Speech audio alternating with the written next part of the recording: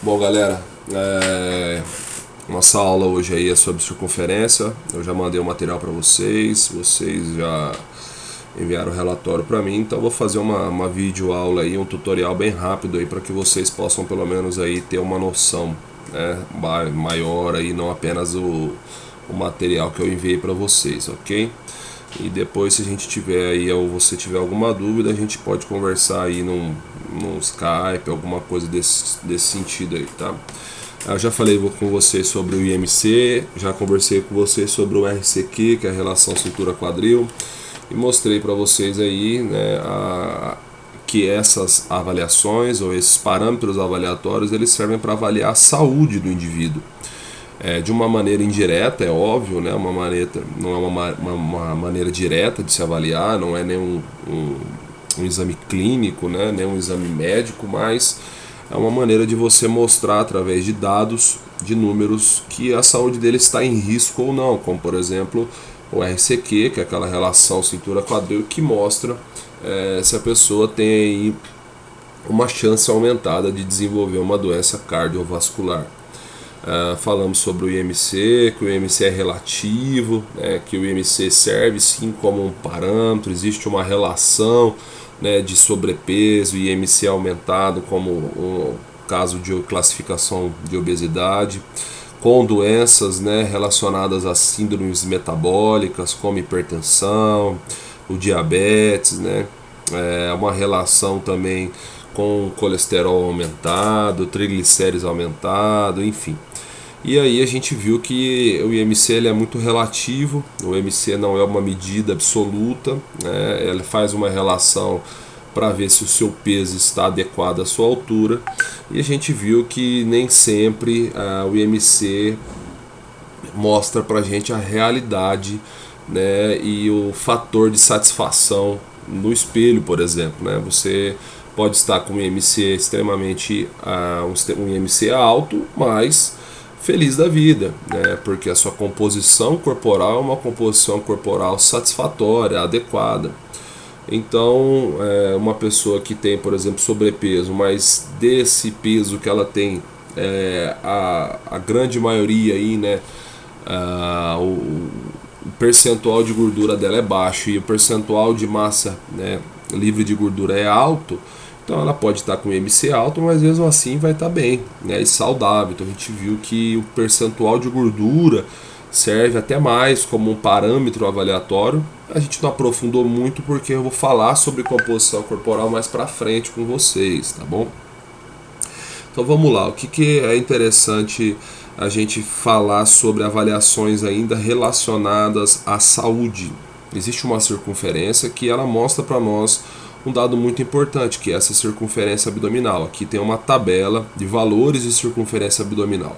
Mas antes da gente falar dessa tabela, eu quero mostrar para vocês aqui um trabalho, né, muito grande, envolveu mais de 650 mil pessoas, né, participantes. Na verdade foi um trabalho, uma avaliação, né, onde se avaliou 11 estudos prospectivos, né, estudos que trataram do mesmo assunto, né, e esse estudo mostrou a relação de circunferência abdominal aumentada com a taxa de mortalidade. Quer dizer, ele mostrou que pessoas com circunferência abdominal mais altas, acima, né, dos padrões aí, das medidas limites, tem uma chance de mortalidade maior. É isso aí, elas morrem mais fáceis, mais rápido. Então esse estudo ele avaliou muitas pessoas e para ter essa avaliação foi dividido primeiro em 4 grupos baseados nas faixas de IMC. Então aquele grupo de peso abaixo do limite, né, ou peso desnutrição. Teve também um segundo grupo, que é aquele grupo de peso adequado ou peso saudável. Um terceiro grupo de peso excessivo ou peso acima, né, do limite ali, né, ou sobrepeso. Algumas tabelas de avaliação de IMC classificam como sobrepeso. E também o último grupo, o grupo dos obesos, né, IMC acima de 30 lá, que são aqueles que têm um IMC já de obesidade. Separado também, não só por esses 4 grupos, mas em outros subgrupos aonde eram separados dentro de um acréscimo de 5 centímetros da circunferência abdominal. Por exemplo, pessoa que estava em sobrepeso, o grupo de sobrepeso, eles ainda dividiam esse grupo em outros subgrupos, aonde o que era o padrão de divisão era circunferência abdominal. Quem tinha circunferência de 90 era um grupo, quem tinha circunferência de 95, né, entre 90 e 95 era um grupo, de 95 a 100 era outro. Quer dizer, de 5 em 5 centímetros existia uma diferença também nesses grupos. O que eles conseguiram avaliar com isso, o que foi encontrado? Primeira coisa que ocorreu aí 78 mil óbitos, 78 mil pessoas morreram, ok? Tanto homens quanto as mulheres, a medida de circunferência abdominal estava fortemente ligada a essa mortalidade, tanto nos homens quanto nas mulheres. Tá? Uma outra coisa que foi avaliado, foi feita uma comparação para ver se aqueles homens que tinham circunferência abdominal menor do que 90 centímetros, eles morriam mais ou menos do que aqueles homens que tinham 110 ou mais de circunferência, ou aquela circunferência, aqueles com 110 centímetros de circunferência, quer dizer, circunferências ainda maiores. E aí a gente, nesse estudo, foi apresentado que esses que tinham circunferência abdominal maior tinham 52% a mais de chance,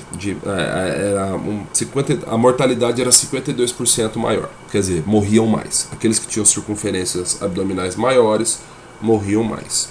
As mulheres, foram feita a mesma comparação, só que foi achado números ainda maiores, quer dizer, mulheres com circunferências abdominais maiores, com 95 centímetros, por exemplo, tiveram mortalidade 80% maior, mais alta, do que aquelas que tinham circunferência abaixo de 70 centímetros. E um outro dado também importante desse estudo é que, além de acontecer essa mortalidade com pessoas maior, com pessoas que tinham circunferências abdominais aumentadas, existia também uma diferença nessa mortalidade com um acréscimo de 5 centímetros de circunferência. Quer dizer, à medida que se ia aumentando a circunferência de 5 em 5 centímetros, a chance ou percentual de mortalidade aumentava. Quer dizer, pessoas em sobrepeso, que estão com circunferência abdominal acima dos valores limites, chance de morrer nos homens 52% maior do que aqueles que não. Nas mulheres 80% maior. E à medida que essa circunferência abdominal vai aumentando, nos homens eu tenho 7% a mais de chance a cada 5 centímetros que o meu abdômen aumenta dessa chance de mortalidade. E as mulheres 9%. Então quer dizer, esse estudo mostrou para nós que ter circunferência abdominal aumentada acima dos valores limites traz para mim um risco de morte muito maior do que aqueles que têm circunferência abdominal dentro do padrão de limite. É óbvio que esses padrões de limites que vocês estão vendo aqui, eles são padrões que não dá para generalizar, ok? Por exemplo, homens aqui, até 90 centímetros. Mas você pega um cara, por exemplo, igual eu, que tem 2,2 metros de altura.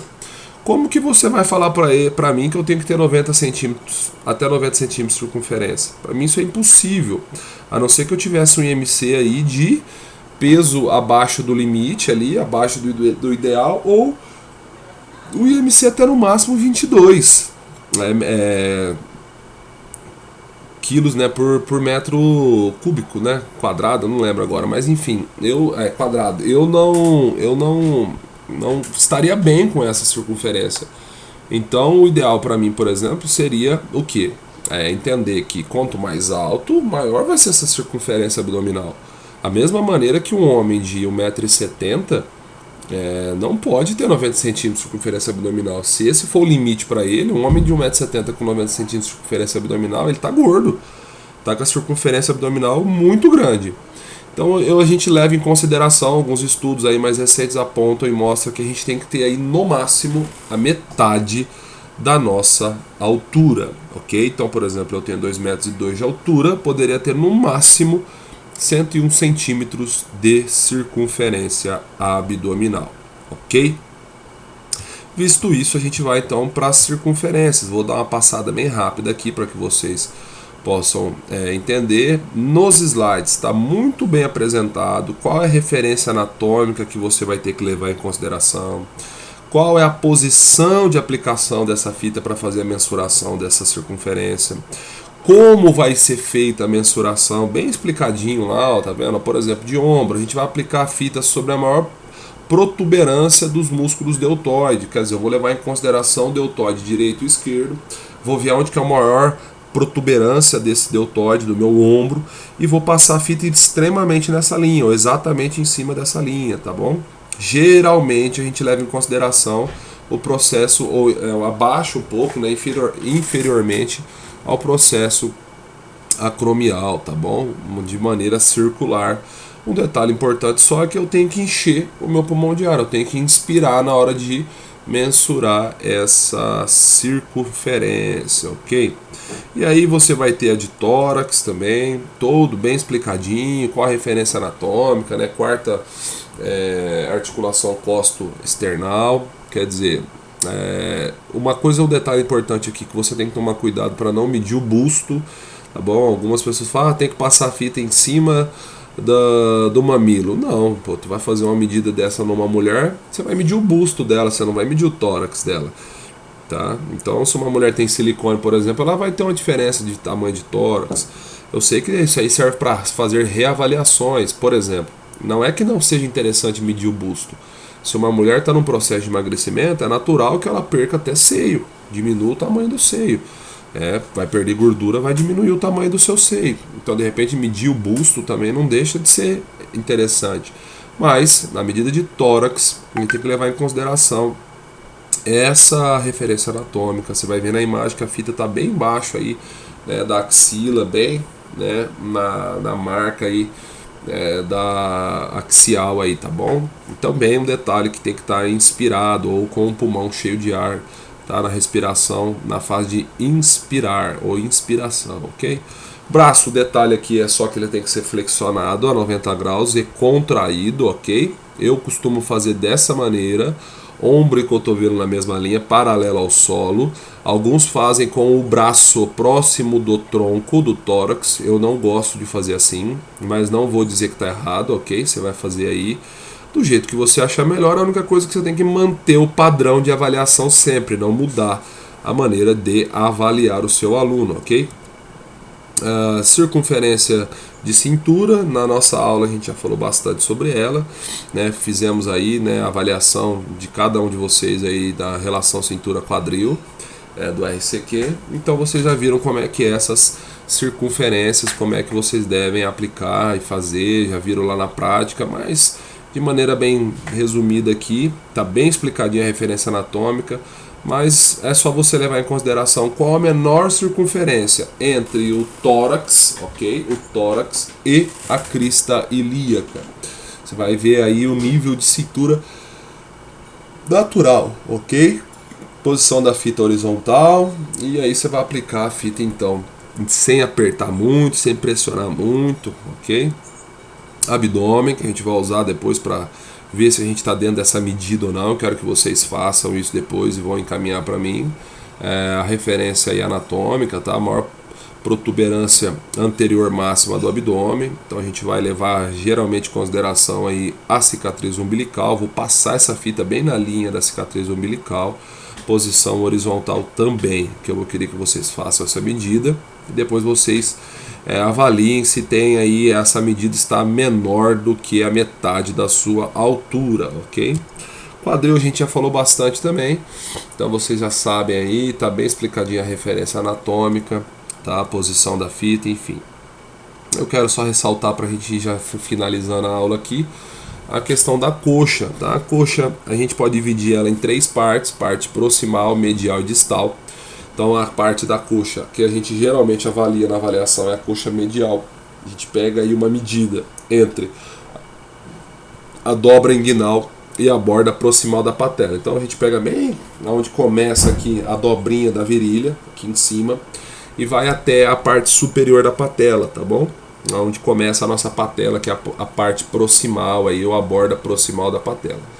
A gente vai tirar uma medida, dividir no meio esse valor, por exemplo, deu um exemplo aqui, vai 40 centímetros, quer dizer, eu vou pegar então da dobra inguinal até 20 centímetros, vou fazer um xizinho nas duas coxas no mesmo lugar, para não ter perigo de avaliar 1 centímetro acima ou abaixo. Isso pode mudar, ou melhor, vai mudar a circunferência, vai ter valores diferentes de circunferência, ok?